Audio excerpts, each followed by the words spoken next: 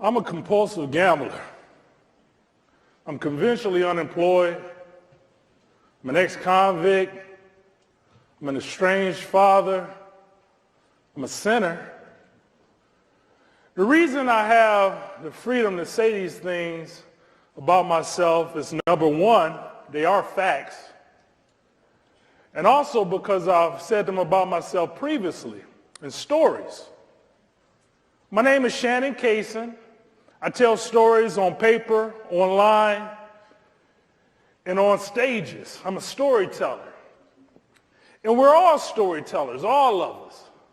Let's talk about the power of a simple and honest story. One thing I've noticed in my short 5 years of sharing moments from my life is that the stories that reach the farthest, the stories that connect the closest, the ones that had the heaviest impact are the stories about my struggles, failures, and mistakes. And they're my most honest and most vulnerable stories. Some examples. I have a story I tell about meeting my wife, Cindy, at a casino. She was a cocktail waitress. She fine too. I know she fine. You can see that, right? I gave her my number and she called me and we hit it off. We hit it off so well, we had a baby. And then we got married in that order. This is an honest story.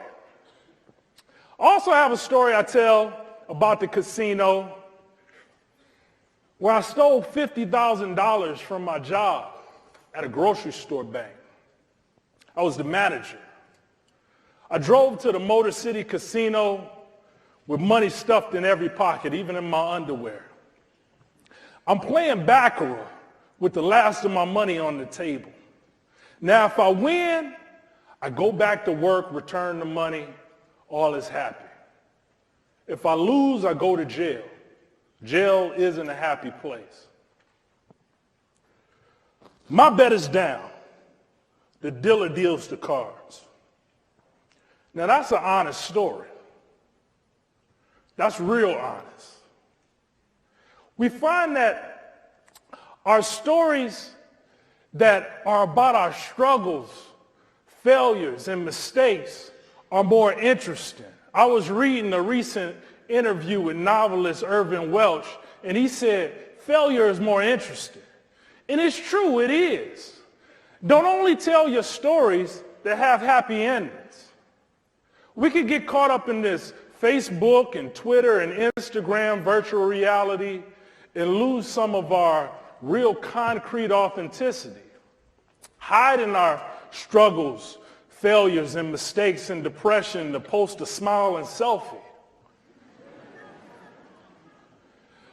What I'm saying is, and this is the most important point I make, is if you're struggling in life, and somebody here is, if you feel like you're failing at everything, you can't win for losing, your honesty about it may be your way out.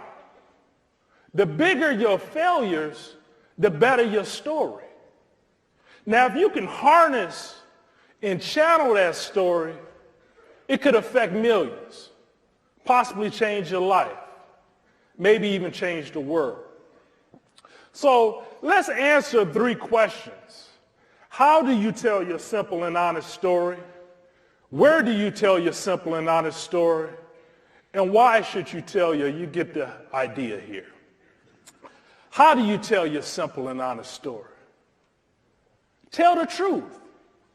There's a desire in us to always be the hero in our own stories. I won the race. I beat the odds. I'm the greatest. But those stories are the worst. If I want to hear somebody talk about how great they are, I'd rather just listen to hip-hop music. And ironically, I love hip-hop music. I'm a big Kanye fan. He got a new song out. But the thing is, practice truth-telling by forging stories from your life where you're the bad guy. Maybe you've wronged someone. Maybe you were the bully. Force yourself to dig up those inner demons. It's okay to be the bad guy if you learn from it. I have a story I tell about high school bullying a kid, and he punched me square in the eye. Now, violence is never the answer, but I deserved it.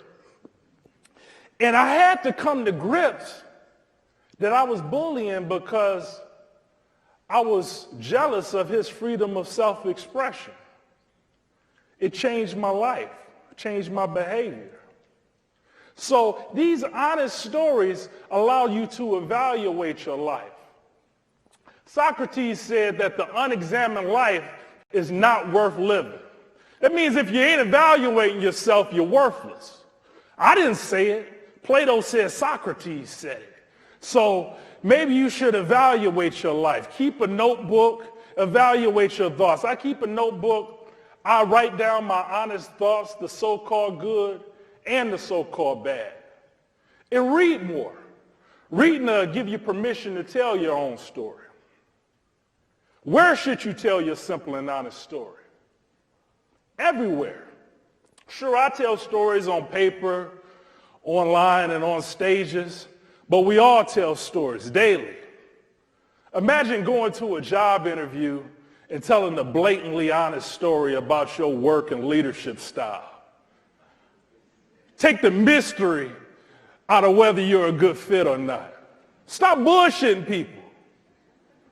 When I apply for jobs, I got to get out in front of my embezzlement conviction with stories about how I've toured the country, telling stories about gambling addiction and helping people. And if they don't want to hire me after that, I ain't studying them.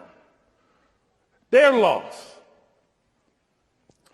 Our honesty is liberating. I had a story, like imagine telling stories if you go out on dates. I told a story with my wife when I went out. I told her a story about how freaky I am.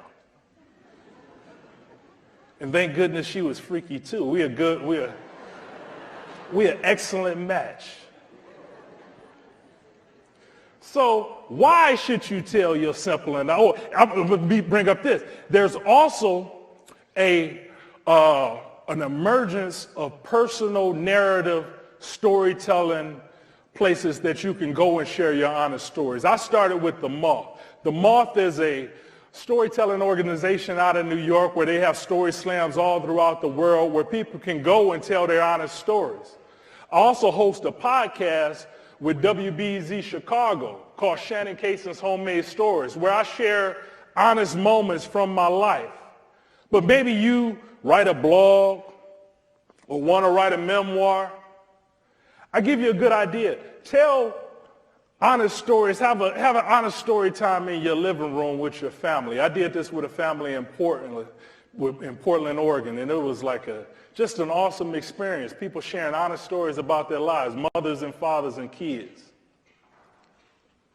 So why should you tell your simple and honest story? The why is always most important, and it's always for someone else. Being a storyteller is a great responsibility. The storyteller controls the memories. And you have to tell the stories that's hard to tell. I have a story about when I was 12 years old on my way to my Boy Scout meeting. And that's my little brother. And I was arrested in a drug raid, just in the wrong place. I'm 12 on my way to my Boy Scout meeting. The police grabbed me, beat me up, threatened me, then released me. I didn't deserve that. No one does. It's a story that's hard for some people to hear, but it's a story that's timely and needs to be heard. And we all have stories that need to be heard. Tell your story. Tell the truth. I'm a husband. I'm a father. I'm a Spartan.